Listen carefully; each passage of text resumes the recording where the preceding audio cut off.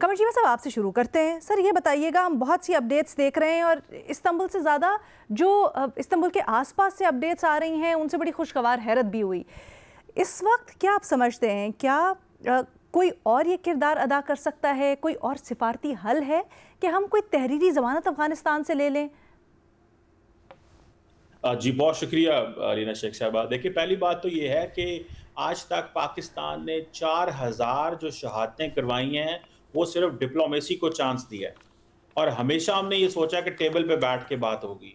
आप Istanbul process को देख लें, इससे पहले जो कतर के अंदर हुआ, पाकिस्तान उस वक़्त स्ट्राइक्स कर रहा था, टारगेट पाकिस्तान जो हिट कर रहा था, लेकिन वो सब कुछ रोका ताकि डिप्लोमेसी को चांस दिया जा सके और अभी भी आप देखें कि पाकिस्तान ये समझता है कि बहुत सारे टीटीपी के लोगों को रिलोकेट किया जा रहा है, उनको शिफ्ट किया जा रहा है, लेकिन डिप्लोमेसी को चांस देना है। इससे पहले अगर आप चले जाएं तो पाकिस्तान ने डिफरेंट प्लेटफॉर्म्स के ऊपर बात की। पाकिस्तान, आपको याद है कि ट्राइलैटरल फोरम्स थे, हमने पाकिस्तान, चाइना, अफगानिस्तान के साथ इंगेज हुए। हम चाइनीज फॉरेन मिनिस्टर को अफगानिस्तान लेके गए ताकि अफगान तालिबान को ये महसूस कराया जा सके कि डायलॉग, डिप्लोमेसी, टेबल पे बैठें और हमारे साथ बात करें। इसके अलावा अगर आप देखें, ईरान के साथ भी एक मैकेनिज्म पाकिस्तान ने शुरू किया हुआ था।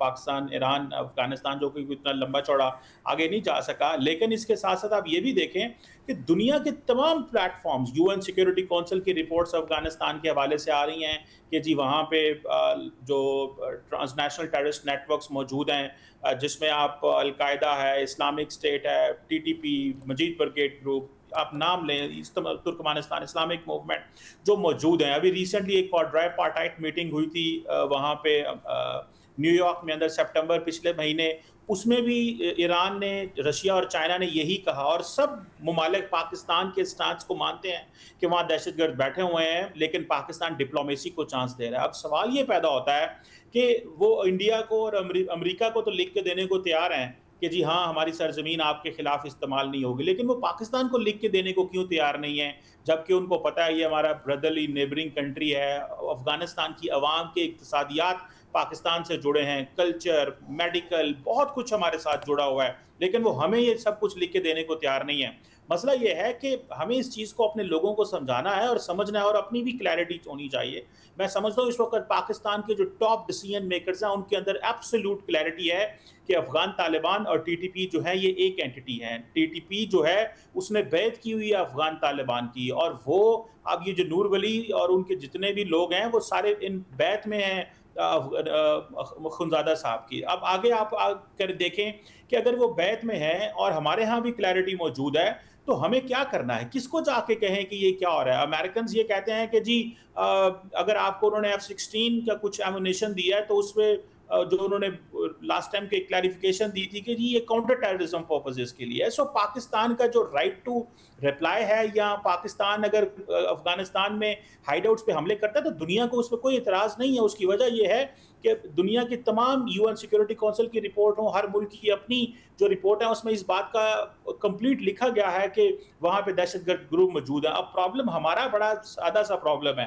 अफगान तालिबान या तो $100 के नोट को समझते हैं या बिग बैरल जो गन है उसको समझते हैं। अब डॉलर हमारे पास है नहीं है, अब हम क्या करें। टेबल के ऊपर हम बैठे हुए हैं और हर रास्ता तलाश करने की कोशिश कर रहे हैं। अगर कोई और मुल्क उनको बिठा के समझा सकता है तो तब भी ये बात जो है वो की जा सकती है।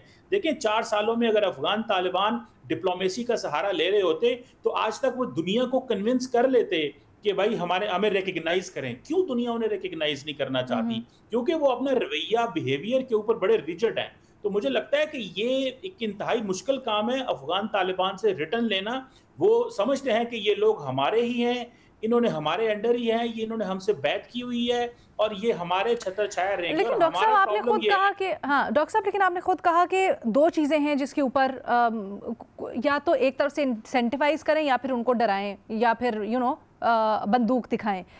चलें, अगर इंतहाई अस्करी कदम पर नहीं जाते, इंसेंटिवाइज करने की तरफ जाते हैं, तो क्या इस वक्त जो फैक्टर्स या मुख्तलिफ फरीकैन हैं दरमियान में मीडिएशन की बात कर रहे हैं, उनकी मदद ली जा सकती है कहीं ना कहीं? वो किस हद तक कारगर साबित हो सकते हैं मौजूदा सूरत हाल के अंदर?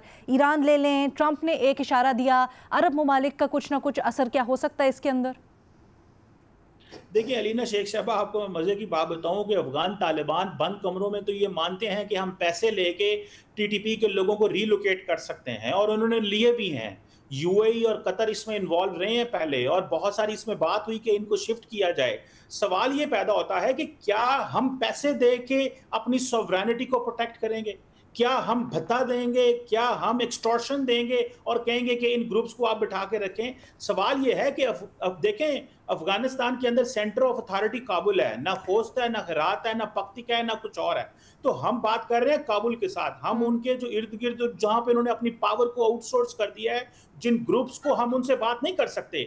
हमने काबुल से कहना है कि उनकी पूरी, क्योंकि वो कहते हैं जी हम सेंट्रल गवर्नमेंट है, हमारे पास कैपेबिलिटी है। नहीं सर, अगर हम बराह रास्त उनकी फाइनेंशियल असिस्टेंस ना करें, उनके बहुत से अमेरिका में अकाउंट्स हैं जो कि फ्रोजन है, अगर उसके थ्रू कोई ना कोई फैसिलिटेशन हो जाए, अरब ममालिक के साथ वो हेल्थ केयर के ऊपर बात कर रहे हैं, मुख्तलिफ चीज़ों के ऊपर वो इस वक्त तबादला कर रहे हैं, फाइनेंशियली भी और स्ट्रेटिजिकली भी, क्या वहाँ से कुछ ना कुछ राह निकल सकती है? मैडम, मैं ये समझता हूँ कि ठीक है, तमाम रीजनल प्लेयर्स जी ये समझते हैं कि अमेरिकन निकल गए हैं और हमें इस पॉलिटिकल वैक्यूम का फायदा उठाना है और अपने आप को पॉलिटिकली एक्टिव करना है, अच्छा, एंगेज करना है, वहां पे पॉलिटिकल स्पेस लेनी है और किसी हद तक फाइनेंशियल जो इंसेंटिव बट मिलेंगे। दैट्स अबाउट इट, मसला तो ये है आपको कि नहीं लगता? पाकिस्तान के लिए ये एक सिक्योरिटी प्रॉब्लम है, बहुत सारे मुल्कों के लिए ये पॉलिटिकल एंड इकोनॉमिक का वैक्यूम फिल करना होगा एट द ठीक मोमेंट। है। चीमा साहब, एक और चीज़ आपने कही, आपने कहा कि इंडिया को अफगानिस्तान ने जमानत दी है लिख के, ये थोड़ा सा बताइएगा, ये पहली बार मैं सुन रही हूँ।